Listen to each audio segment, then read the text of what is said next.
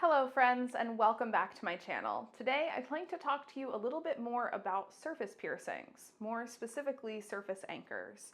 See, I've recently been getting a lot of questions from folks about why can't we just put surface anchors anywhere? I mean, they're just these little bases that just go on the skin. I don't understand why piercers don't do them literally anywhere on the body. That would be so cool.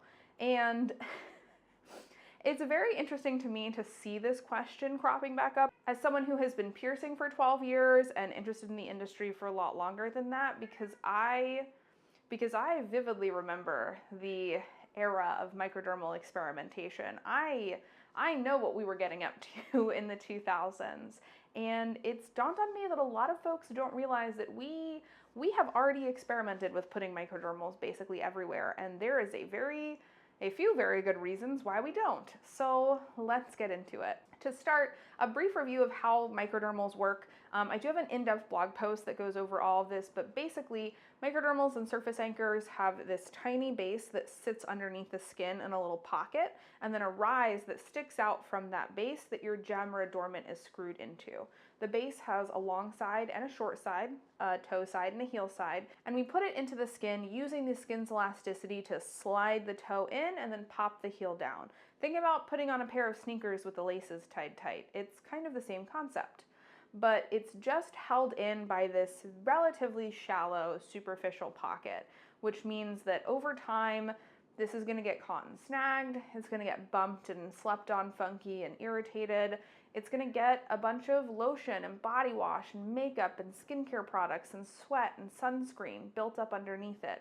And eventually that pocket is going to become damaged and it is going to reject. Sometimes they just reject normally, they just get really irritated and it's time for them to be removed. Sometimes they push themselves all the way out of the body. And sometimes they very spectacularly accidentally get yanked or torn out. But microdermals and all surface work is long-term temporary because of this.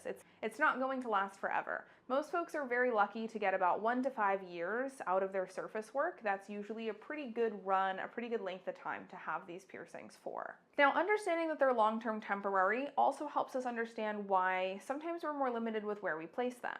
Because listen, I have never been one to lie to you, and I'm not going to start today. Can I totally take a needle and put a microdermal anywhere? In your finger, on your hand, on your wrist, on your toe? Yes, I could get a microdermal in all of those places. Is it necessarily a good idea or a smart idea or a safe idea? No, because just because we can put a microdermal in basically anywhere on the body, how long is it going to last? What type of scar is it going to leave? And what could go wrong with it while you have it?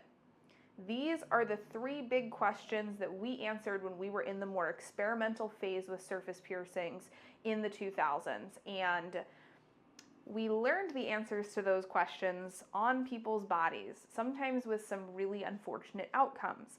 And that is why we now know what places do really well with microdermals, typically low movement areas with a decent amount of fatty tissue, and what areas do not do well with microdermals. High movement areas that don't have a lot of fatty tissue or are often exposed to certain bacteria, certain harmful practices or movements, or just are more prone to get irritated and have issues. So let's take a look at why we don't want to put microdermals everywhere. The first is, of course, how long is it realistically going to last? And I always think about this when people are like, oh, I think it'd be so cool to do a microdermal on my finger. And listen, you're not wrong. It would be so cool to have a microdermal on your finger. But how long is that actually going to last? What's going to happen the first time you go to put your hands in your pockets of your pants, dig around in your purse? What about when you need to cook food for dinner or wash dirty dishes? What if you have a dog or a cat and you need to scoop the litter box or clean up after them? What's going to happen to your piercing? What about when you need to wipe yourself after going to the bathroom?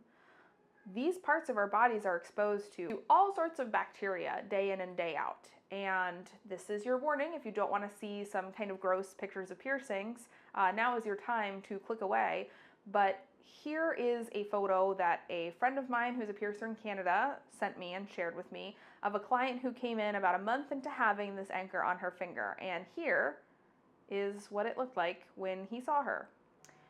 If memory serves, this happened from just prepping ingredients for cooking dinner, and it did land her a trip to the hospital. I don't know the aftermath of this, but I really hope she retained full movement and full sensation in that finger. There's a really good chance she might not have. These are the kinds of risks that come along with doing microdermals in some of these more unconventional placements.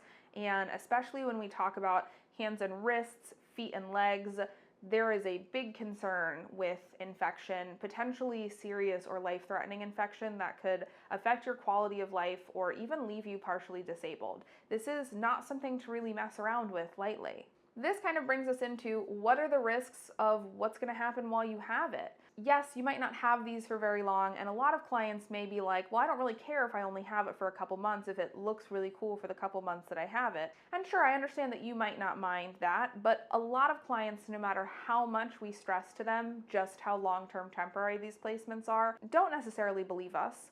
And I know dozens of piercers who have stressed to clients that the placement they're asking for is probably going to be very temporary, only to have the client come back in 6 months later or a year later yelling and angry at that piercer, why is my microdermal rejecting? Why don't I still have it? Well, the placement is not one that's likely to last long term.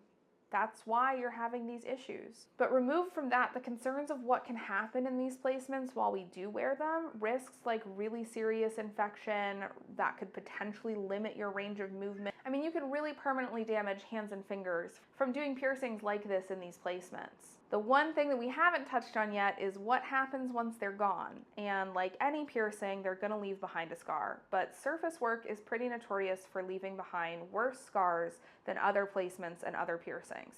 Surface piercings, even well-done surface piercings in good locations of the body to have them, can sometimes leave gnarly scarring. But when we talk about doing them in parts of the body where it's even more high movement or even less ideal tissue, well, it's a different story. Most notably, really big surface anchor projects were super popular in the 2000s thanks to a couple different piercers online and on TV shows. And they were doing these very cool looking, huge projects. Lots of surface anchors that went into people's tattoos. And don't get me wrong, looked super cool. Big surface anchor constellations and shapes and even letters down people's sides and down people's legs. And when you look at the photo of them just pierced, they do look really amazing. But how are they looking after a couple months of having them? Here's an example of one of the projects that went the most viral online. These shooting stars on a girl's thigh. And here's how they looked a couple months into her having them.